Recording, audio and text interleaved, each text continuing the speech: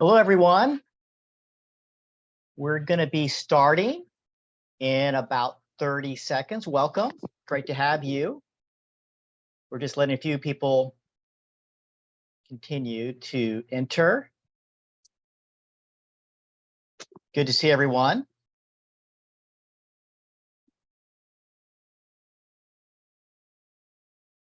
Welcome, everybody. Great to have you. Hi, my name is Brian McDonald, and I am Director of Client Relations for Anjali Education Consultant.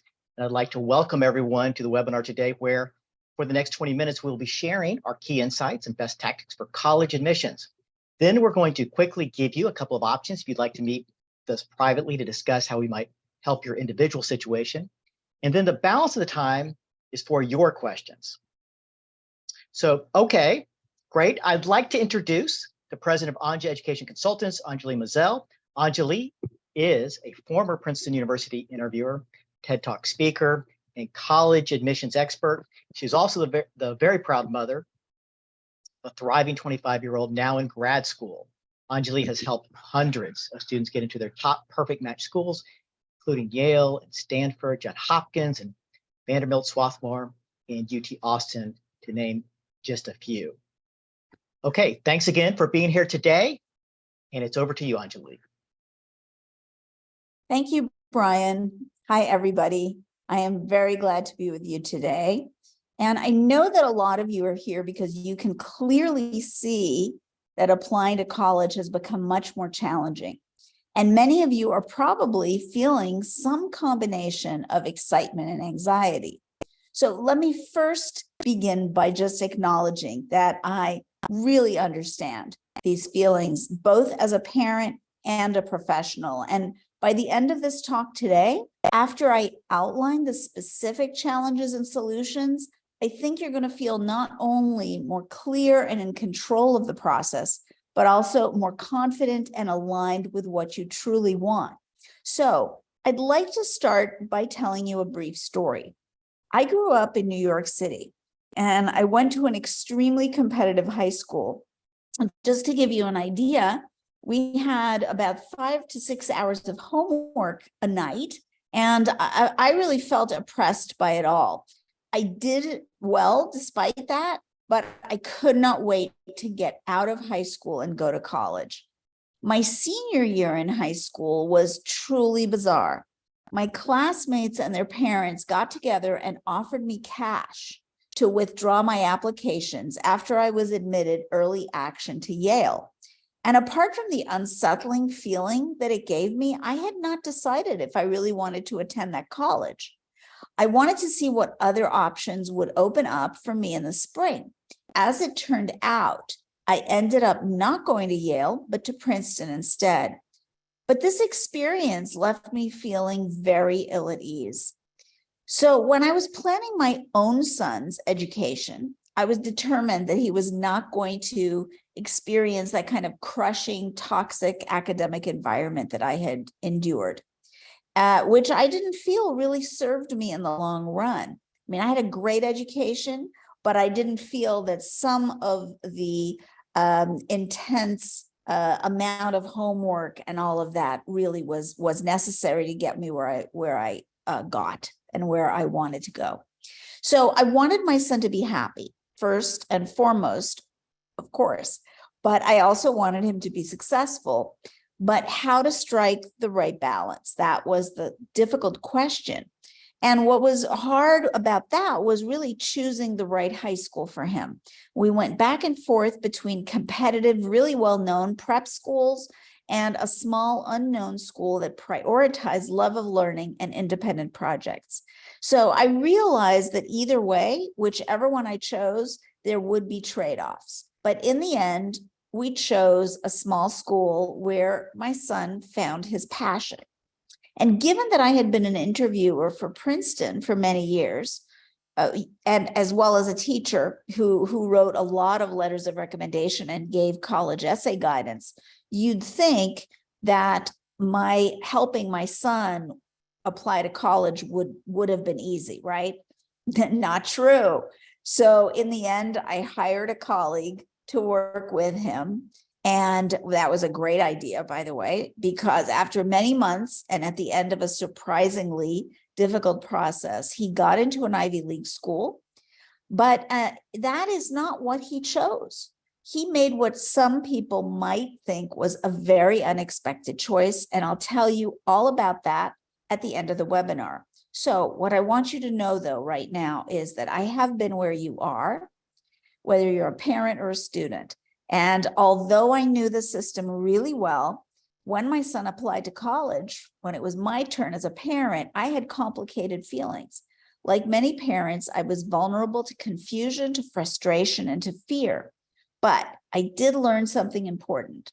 I discovered that my son, like all of you here today, was facing a threefold problem when applying to college. Number one, increased competition. Number two, complexity of the application process. And number three, the rising cost of college. So what does this challenge look like in practice? Well, first, let's consider the competitiveness of college admissions. So if you were a Texas student in the 90s and graduated in the top 20% of your class, you were automatically admitted to the University of Texas at Austin, the flagship university for Texas. Today, you'll need to graduate in the top 6% of your class to be automatically admitted. If you were applying to Yale in the 1990s, you had an 18% chance of admission. Now it's under 5%. And another school, USC, 70% of USC applicants were admitted in the 90s, but in 2022, it's now under 12%. So maybe in addition to these numbers, you might have read a Wall Street Journal article about a student who applied to, who was, had all the great grades, a SAT score of 1550, a GPA of 3.95, great extracurriculars, leadership positions, etc. She applied to only top tier schools and was admitted to none of them. So that can be a bit shocking to some people. And there's no doubt that college admissions has gotten super competitive. Now let's look at the second part of that threefold problem, complexity. So 20 years ago, you might have applied to one or two colleges. The process was clear, simple, and straightforward. And now, because of all the many different parts of the application, students are applying to many more colleges, as many as 8 to 15 or even more for some of our students. So there's a lot to stay on top of. And to kind of give you a glimpse into that complexity so that you understand that there are many moving parts and many steps, take a look at all the elements that ideally should be in place for students to have optimal merit scholarship and admission results. So this is an 11th to 12th grade timeline that takes into account every single aspect of the planning and application that can be optimized to receive great admission and scholarship results. Now, recently, a friend of mine was telling me the story of how much of an ordeal it was to help his son apply to college last fall. The number of different essays for each college, the completely different online applications to fill in, the SAT prep, coordinating with his school to send letters of rec, different deadlines, additional applications, essays, et cetera, right? All of this was a ton of work and created a lot of tension with his son. So clearly this complexity needs to be simplified. So after the competitiveness, which we saw at first, and then the complexity of the college admissions process, the fact is that college has gotten incredibly expensive. If you'll please look at this graph and brace yourself, this really illustrates how the cost of college tuition has exploded. The red line here at the bottom is the rate of inflation. And as you can see, the black line on the top is the rate of increase in college tuition. So obviously, college tuition has massively outpaced inflation for decades now. And private colleges can cost even more than $77,000 per year, while in-state tuition for public schools can cost up to or even now above $28,000 per year. But here is the good news. Merit scholarships can be worth tens of thousands of dollars and even hundreds of thousands of dollars. So how do we obtain them?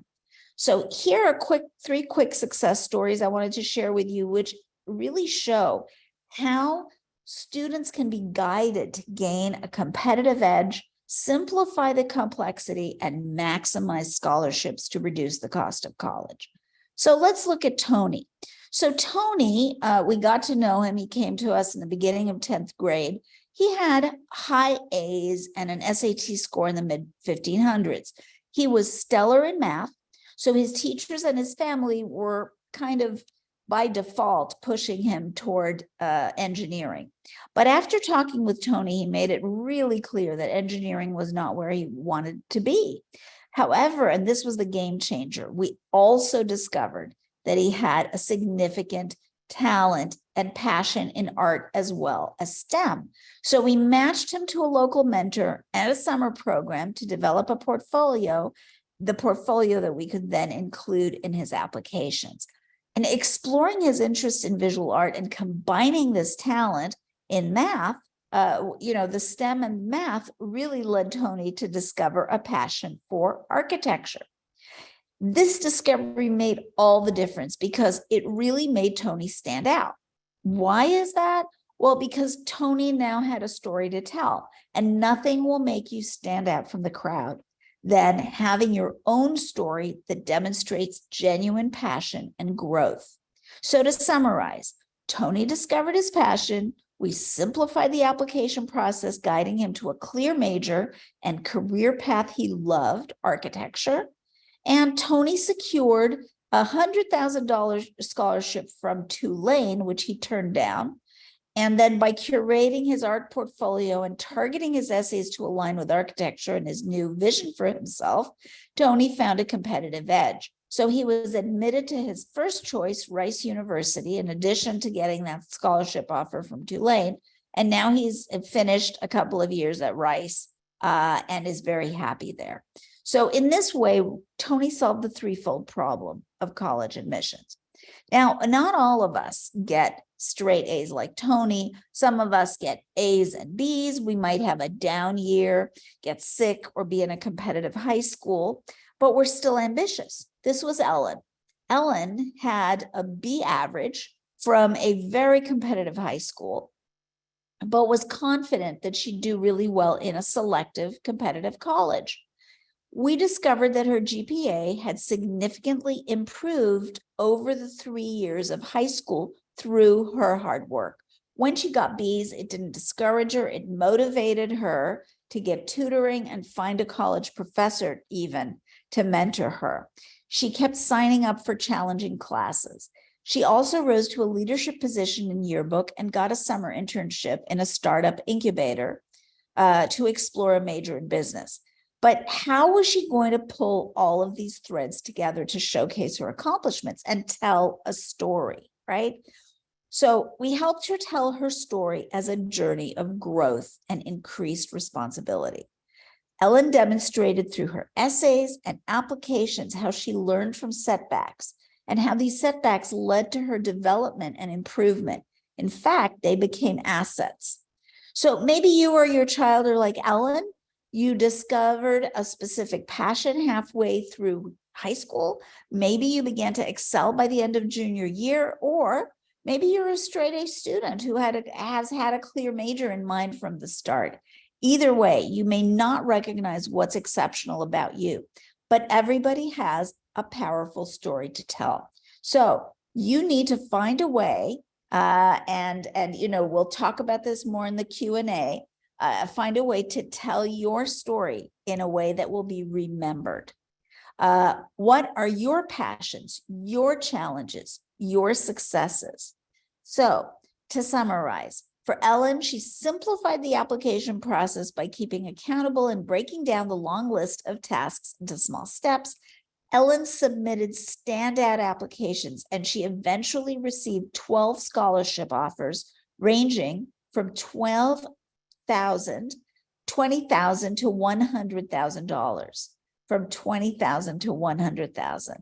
Ellen basically gained a competitive edge by pulling all her academic and extracurricular experiences together into a compelling story in the essays and interviews. So despite her GPA, she was admitted as a business major to her first choice school, Emory University.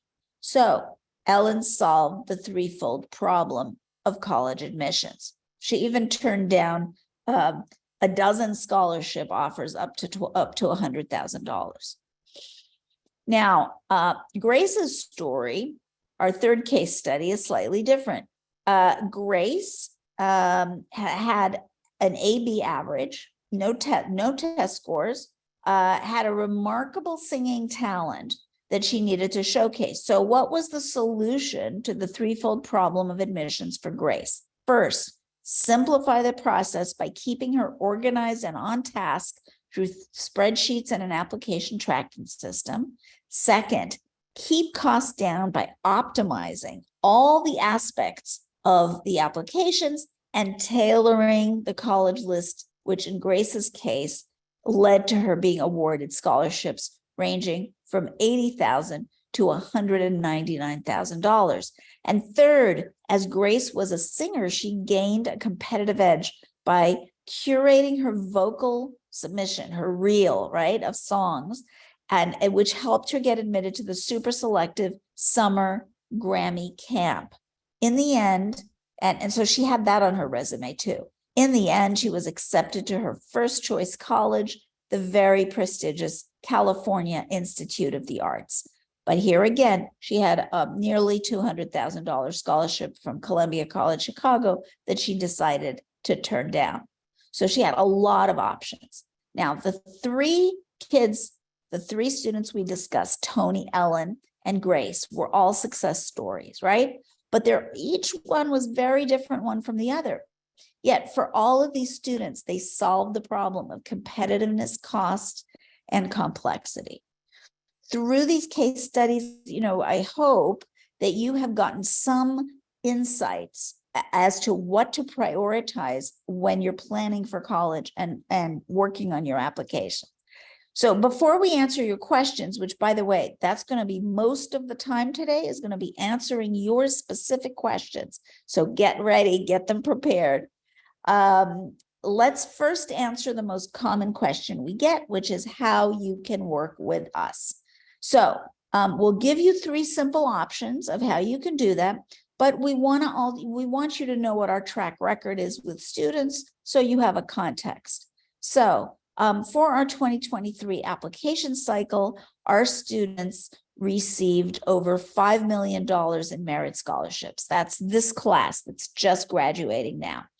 And the average of all their four-year scholarships that they were offered per student was $237,000. So clearly, our fees are paid for many times over. That is one of the aspects of return on investment that we can offer our clients.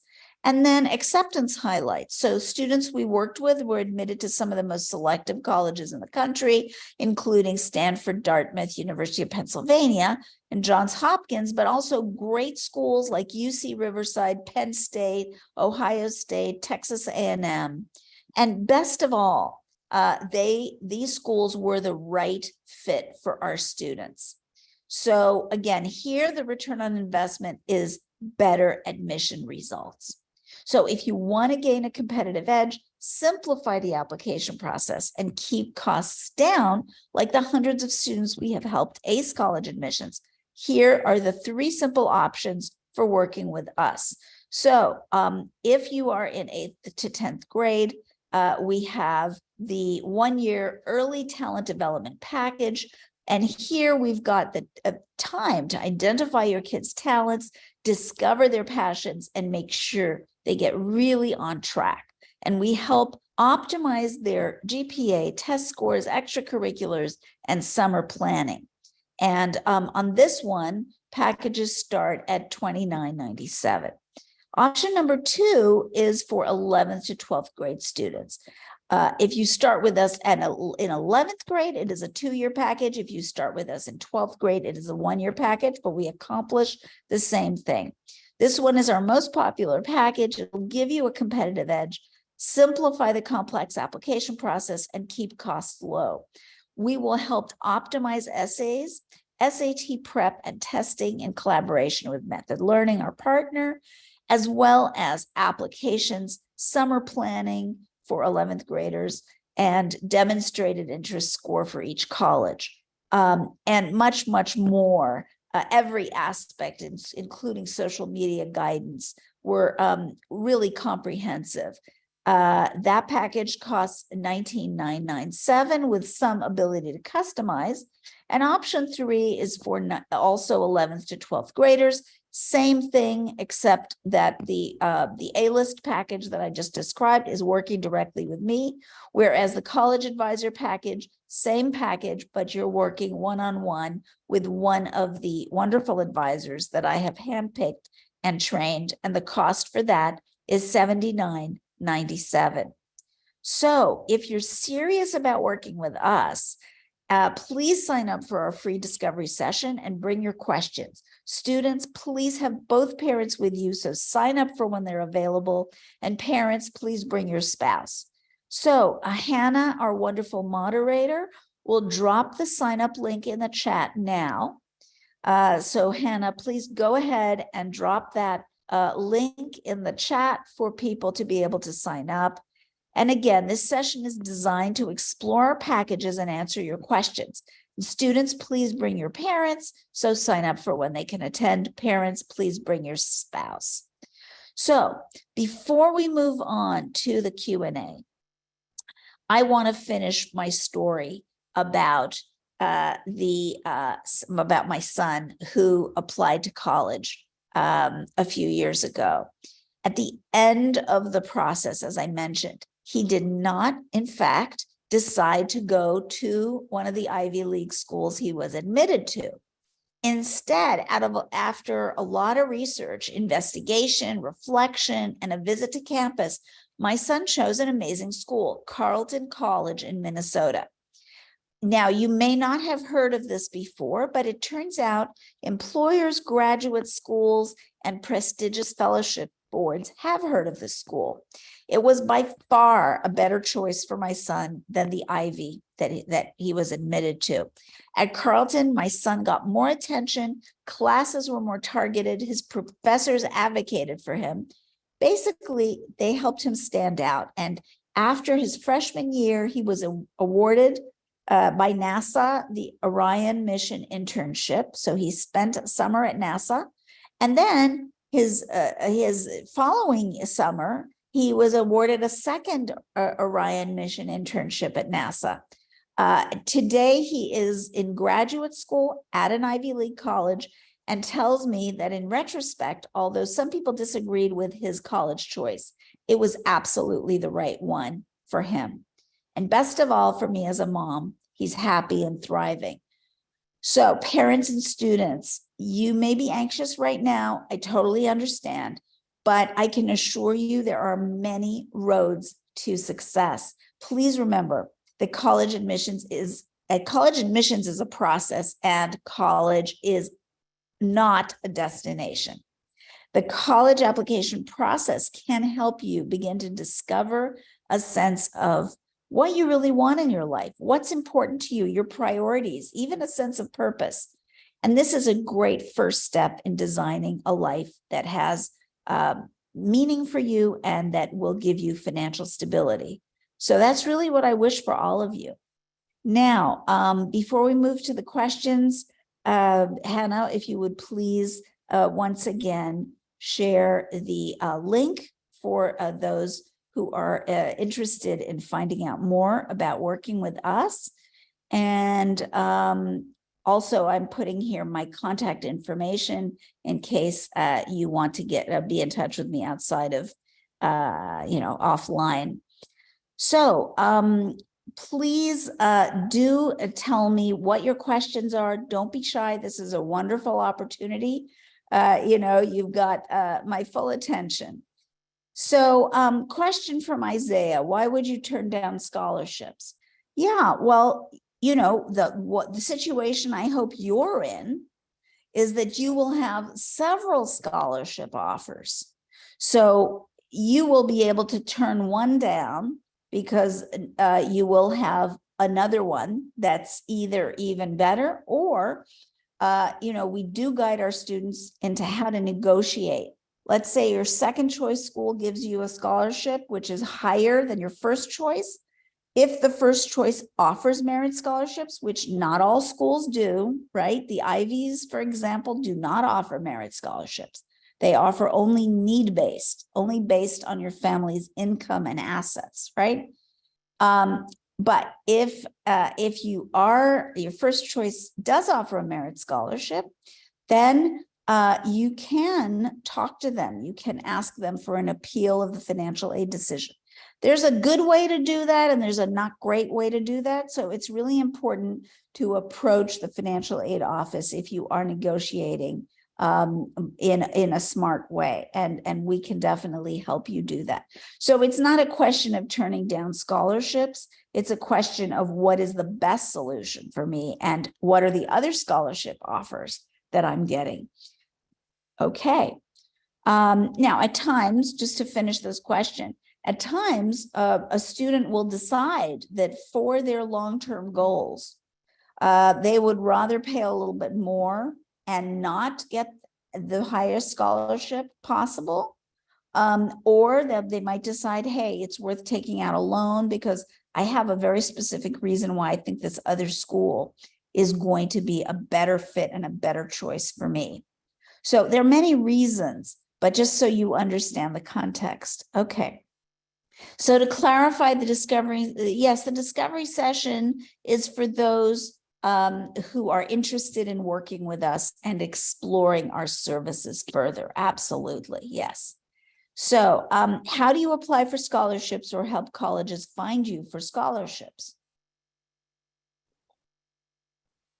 Okay, well, the main way that I recommend that you all approach this is simply by looking at the scholarships that are offered by the colleges that you're interested in. There are lists of full rides if you're a very high achieving student, and having your entire education paid for is very important to you. There are full rides. Some of them are entirely academic based. Some of them are a mixture of academic and leadership. So that is definitely something you can look into. There are lists on the internet for sure. But if you're looking college by college, then colleges list the colleges are the ones that offer the highest scholarship amounts. Now, there are third parties, outside organizations like websites like niche.com or the Rotary Club, or, outside organizations that are not affiliated with the colleges that offer scholarships. Some of them are very small, some of them are larger. That is an avenue that you can definitely pursue, but with our students, we recommend that they start with a college scholarships, the ones offered directly by the colleges, because generally the dollar amount is higher. So you start with that, and then once that is in process, then you can explore the third-party scholarships as well. Okay, when a college offers, Angeline, when a college offers a merit-based scholarship, are they renewable? If not, do colleges offer renewable scholarships? Yes, so many of them are renewable, right? The thing to do is when you are looking at those merit scholarships offered by the colleges, ask that question, right? Be the educated consumer, take the time, email them, ask them if it's not clearly stated on the website. Absolutely.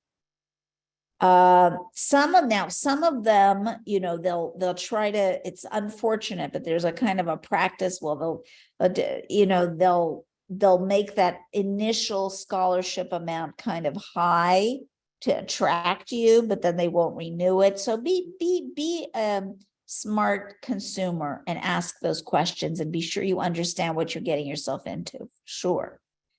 Okay. Madeline, what are some overused scholarship essays and what are some good ideas when putting together an essay for a scholarship? Yeah, so, I would say there are probably no essays that you should completely write off, because ultimately it's about telling your story. What you want to try to avoid is trying to figure out what they want, right? If you tell your story in a genuine way, of your challenges, how you've overcome those challenges, what you can contribute to their organization. And you're talking specifically about scholarship essays. So look at the prompt very carefully, right? If the prompt is something about, tell us about your leadership, leadership, I actually attended a session yesterday with several admissions officers. And what they had to say about leadership is something that we say to our students all the time. Leadership doesn't have to be being president of a club or captain of a team. There are many different forms of leadership. You can be a leader in your own family. There are students who don't have the time to participate in extracurriculars because they're taking care of another sibling or an elderly family member. Or doing a lot of work around the house, or they're having to work many, many hours outside of the home to contribute to the family income. That's leadership, because that builds character, right? There are many ways to demonstrate leadership. Somebody else could be the type of person who comes up with these great innovative ideas and, creates fundraising campaigns for their school. That could be leadership, right? So think outside the box. Realize that there are many ways that you demonstrate your strengths, and that's what you want to focus on. Now, there are some topics that are really hard to write about in a fresh way. It doesn't mean that they're impossible, but there are some topics, things like our team lost the game, but we learned a lot about team spirit anyway. Right. That's a really hard one to write in a fresh way, because we've seen that it's a kind of almost like a pattern of storytelling that we've seen in the movies, and it can work, it can be good, but again, make sure it's really your story. It's also not easy to talk about things like mental health challenges, divorce in the family. All of these things, these are quite delicate, right? For your college essay, certainly.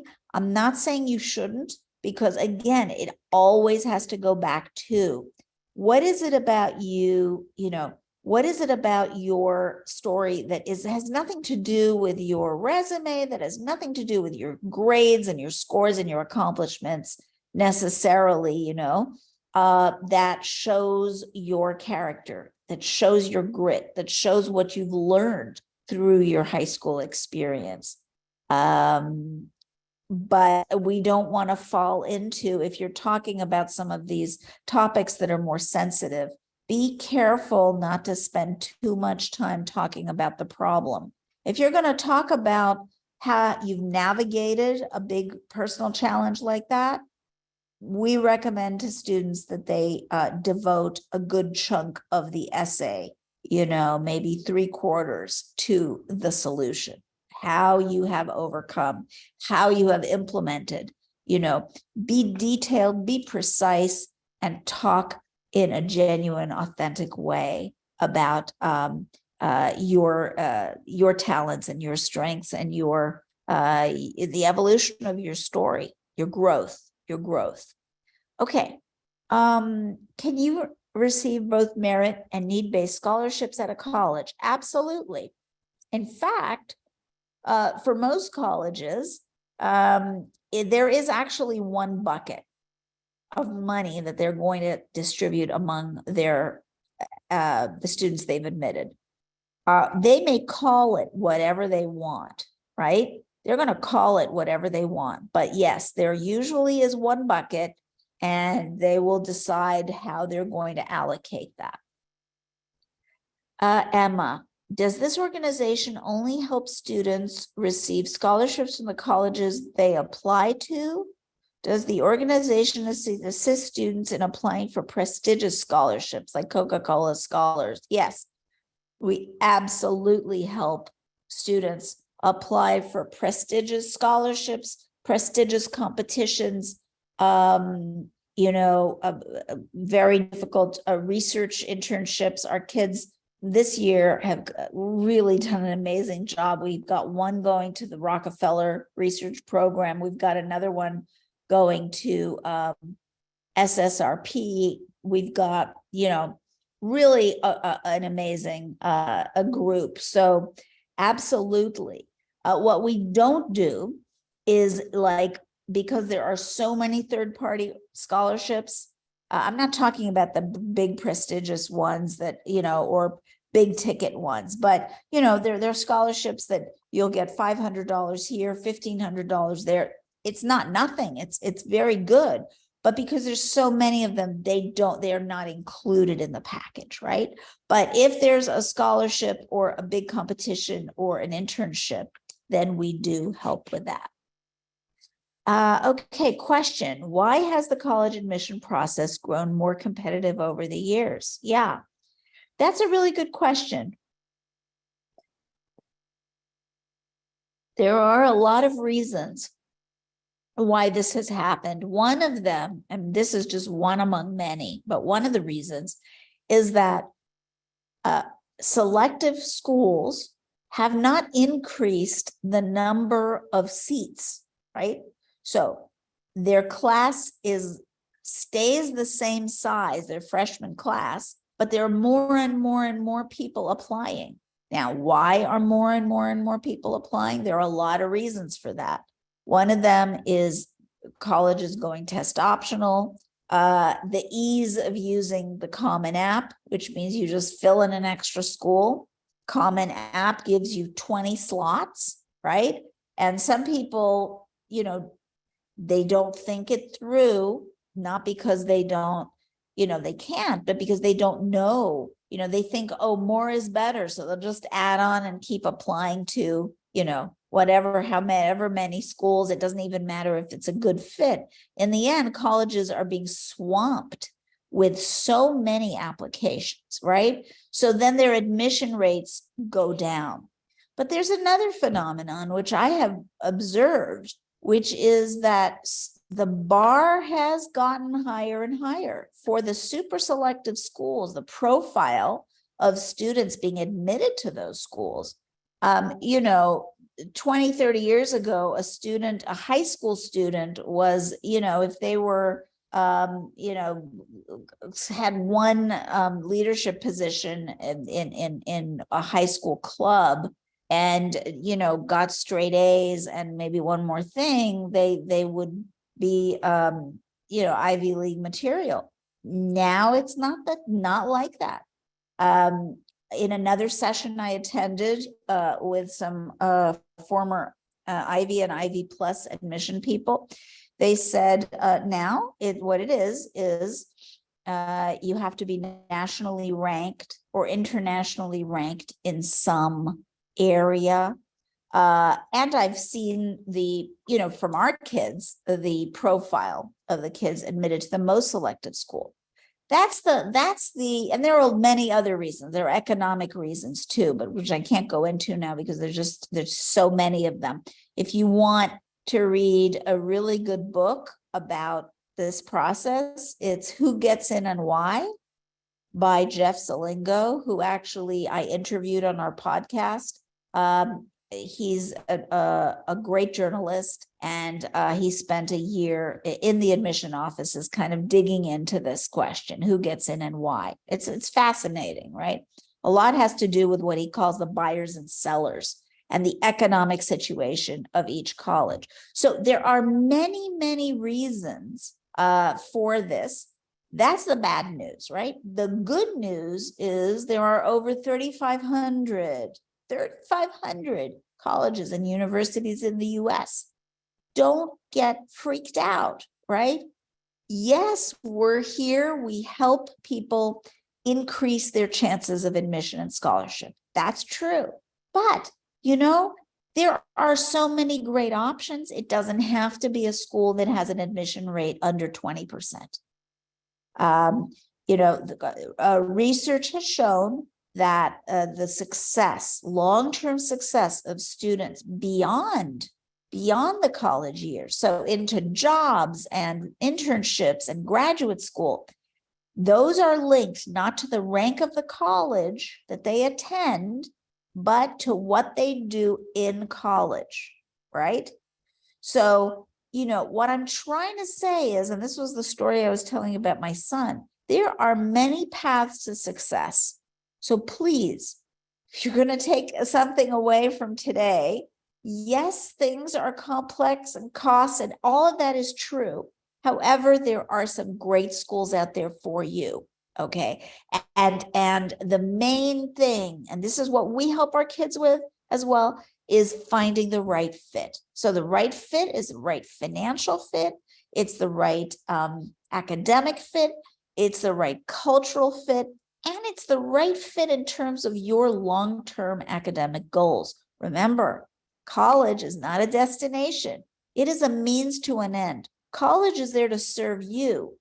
It's not about, getting into the minds of the admission people so you can, quote unquote, get in. Yes, of course, getting in is part of it, but don't fixate on that, right? You're gonna hear a lot of your peers, and it's just, unfortunately, there's like a media frenzy, around the idea of getting in and dream school and all of that. I'm not saying that's bad, if you can live it in a sane way. But my message is there are many paths to success, and there are wonderful schools out there for you to discover and that will be happy to have you, right? So whether you are applying to super selective schools or you're applying to less selective schools, fit is really important. So what we do is we don't only help the kids who want to get into, the super selective schools. We're also, if you look at our website, you'll see all the list of acceptances, but we're working with students all across the board, students who want to find that right fit, because ultimately that right fit, it's about your happiness. It's about you thriving. It's about, in the end, it's about you saving money, because if you're in the right place for you, chances are you'll be able to graduate in 4 years, or so in the end it saves you money. That idea of fit, all around fit. Okay, that was a really long-winded answer to your question, but I hope it was helpful. Okay, what are the best free resources for free essay tips and revisions? Is it better to write different essays when applying through the Common App for each school? Absolutely. Write your different essays for different schools. Let me explain. Look for the mission and the culture of each school and speak to that. Show which elements of your background, your resume, your accomplishments, your values fit in with each of those schools' mission and culture. I'm giving you a really important tip, okay? So please remember that. Now, there's a lot of stuff online, right? For free, essay tips and revisions. Generally, I don't give generic advice, because I don't think that it really is going to serve the student well to have that generic advice. That's why, we work very, very individually with students. But you can find, certainly, essay tips and all of that. For free revisions, I think you're going to have some trouble finding somebody that will give you essay feedback for free, unless it's your high school English teacher or a guidance counselor. There are always free resources out there. I'm not saying that they're not, but what I'm saying is that what works for one student may not work for another one. So at least with the kids we work with, we really try to personalize that process as much as possible. Okay, so how soon should students start applying for scholarships? So if you heard my answer to my other question, what you really want is to be sure that you are applying for the scholarships that are offered by the colleges you're applying to. Okay. Now, the Emma who asked the question about the prestigious scholarships, NMS, QT, or Coca-Cola, or all of that.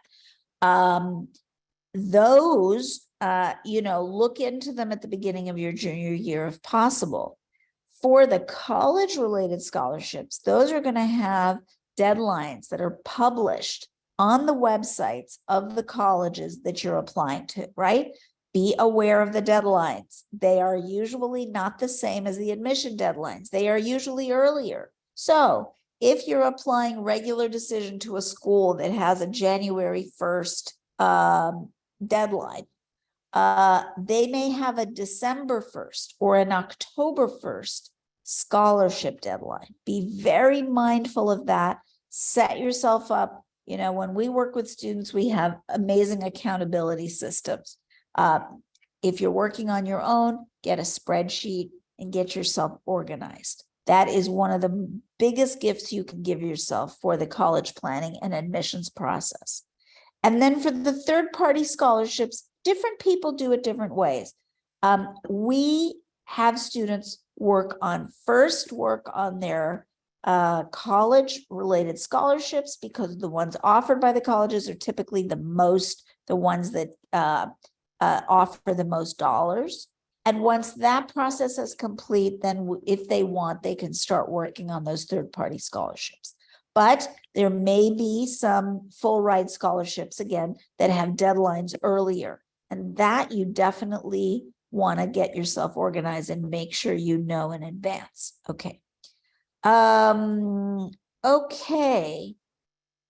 Yes. So in terms of eligibility for financial aid based on a visa status, what I would do is contact one or two of the financial aid offices of colleges that you're interested in, because especially the private schools, okay? Because typically the private schools, the smaller private schools, they'll have, it'll be easier to reach somebody. The big public schools, it's kind of hard at times. So try that and ask them for their specific advice about exactly, where to get that information. I think that would be your best bet.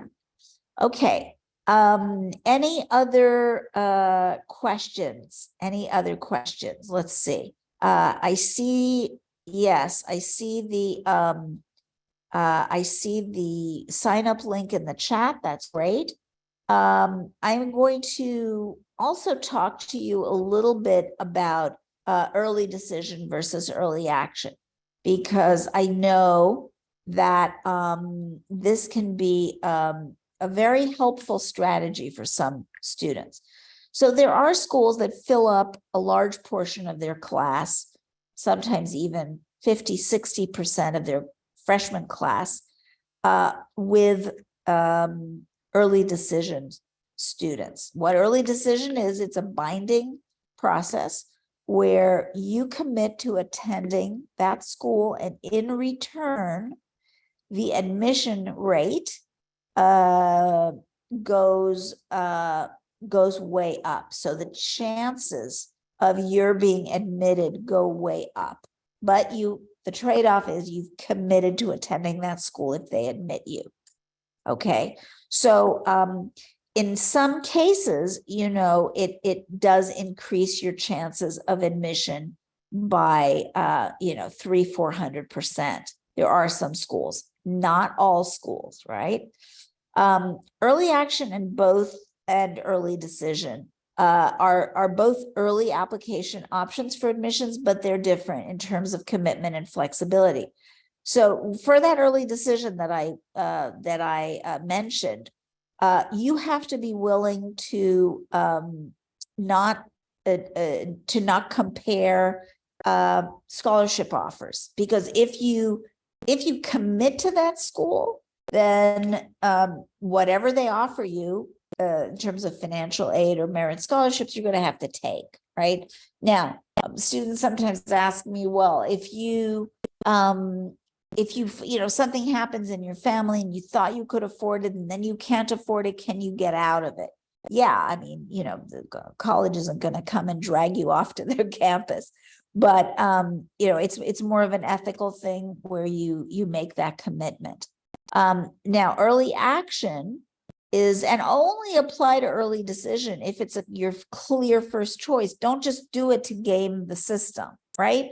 Like, because you're going to have to spend your 4 years there. So some students are so sure that there's one school and they're okay with a financial thing, not comparing to any other, then that's good. That's a good reason to do it. Early action is non-binding, though, as compared to early decision, which is binding, which means that the student can apply to other colleges and does not have to make a commitment to attend the college until the regular decision deadline.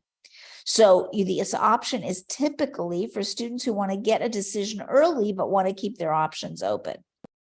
And early action may not increase your chances compared to the regular application period.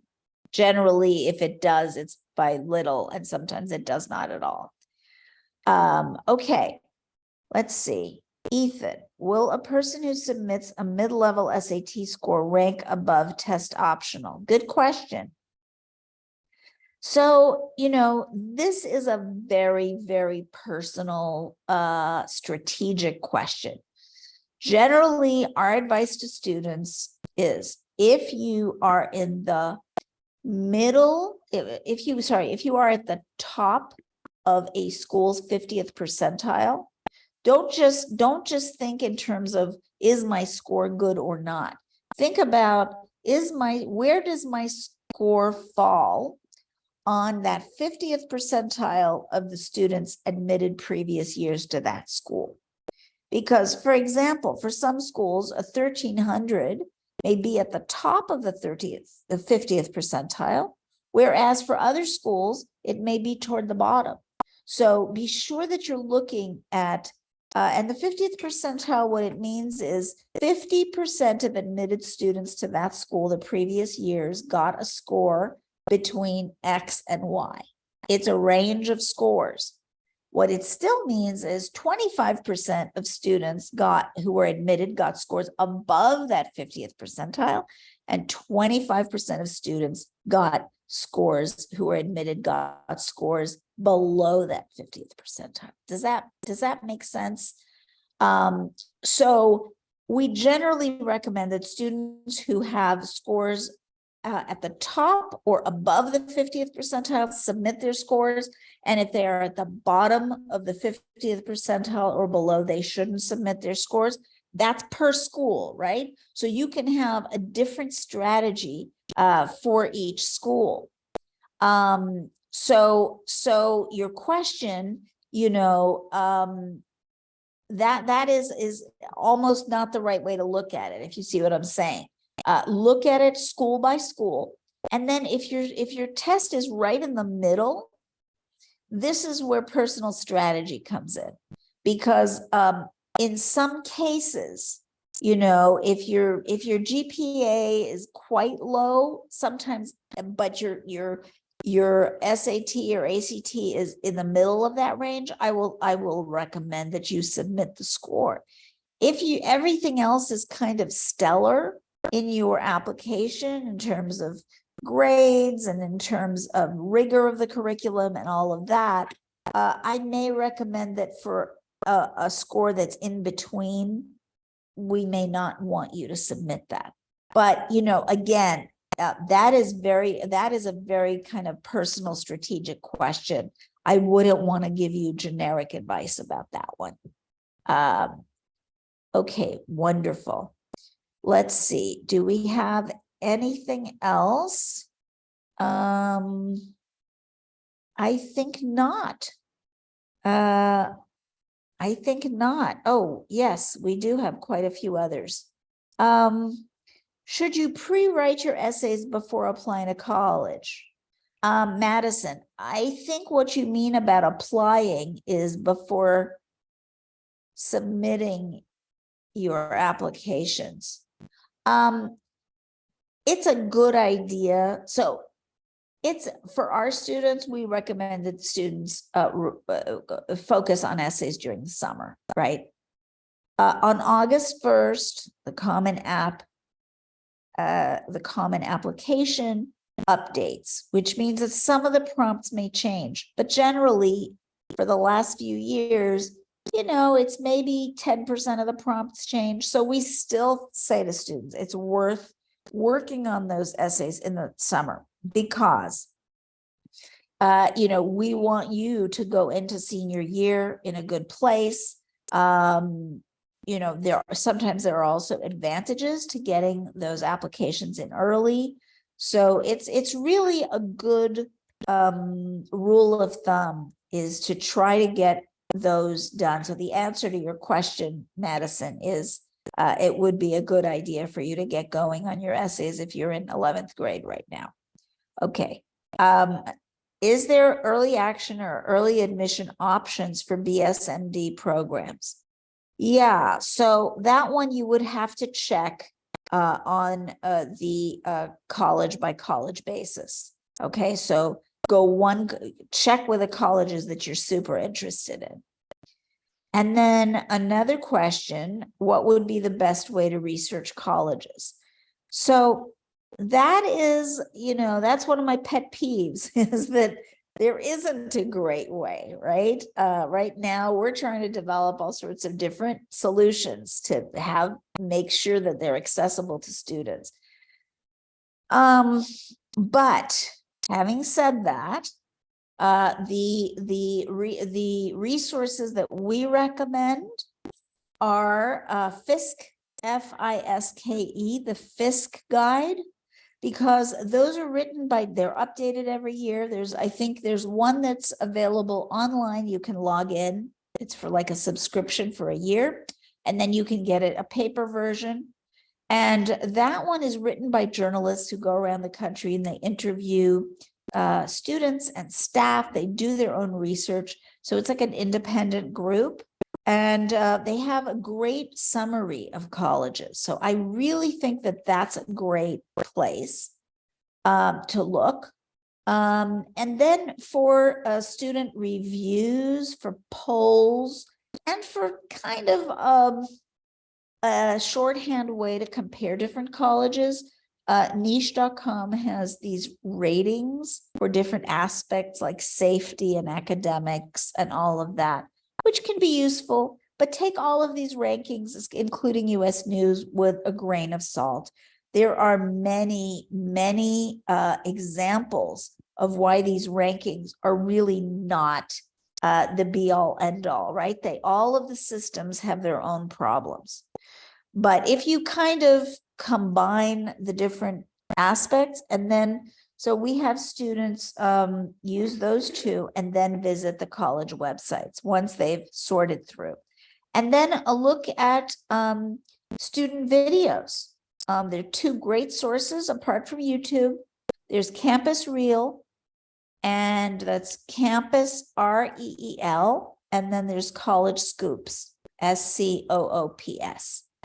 And there are a lot of student videos. And I believe that both of those are free. FISC you do have to pay for, and niche.com is free. Now, there are going to be a lot of other resources, but at the end of the day, you've got to make the process streamlined for yourself. As I said, one of the best gifts you can give yourself is to stay organized and streamline the process as much as you can. Okay, I think that's it, and that's all the time we have. Thank you so much for attending today. I hope to connect with some of you, And I wish you, a really great college planning and admissions process that you can use to learn about what you really want, to fine tune your own understanding of what you want college to be for you, and that you find, the fit, a college list that is really full of great schools, any one of which you would be happy to go to.